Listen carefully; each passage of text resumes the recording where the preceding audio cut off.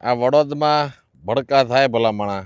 આ વધારાની વનસ્પતિ, કાંટાળી વનસ્પતિ, બાવળ, ઈંગુરિયા જેવી વધારાની વનસ્પતિ કાઢી આ રીતે ઢગલા કરી નાખ્યા અને સળગાવી દીધી. અને આ મેદાનની સાફ સફાઈ કરી અને ચોખ્ખું કર્યું. આ મેદાન આખું તમે જોઈ શકો છો, ખૂબ મોટી જગ્યા.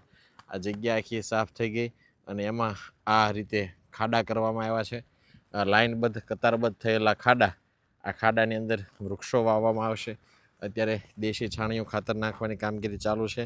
એક એક ઝાડને છાણિયું ખાતર નાખી પિંજરા સાથે વૃક્ષારોપણ કરી અને આ ધરતી નવપલ્લવિત બને, આપણું વતન વૃંદાવન બને એ ભાવ સાથે સદભાવના વૃદ્ધાશ્રમની અતુલ્ય કામગીરી, એક એક વાવેલું વૃક્ષ ઉછરે એના માટે કટિબદ્ધ છે. ત્યારે હજારો બહુ વર્ષે વૃક્ષોનું વાવેતર થાય, આ ધરતી નવપલ્લવિત બને, આ ગામની જેમ તમારું ગામ પણ હરિયાળું બને એવા ભાવ સાથે Sadbhavna Vridhashram Rajkot. Like, share, comment, follow, subscribe કરી દેજો મિત્રો.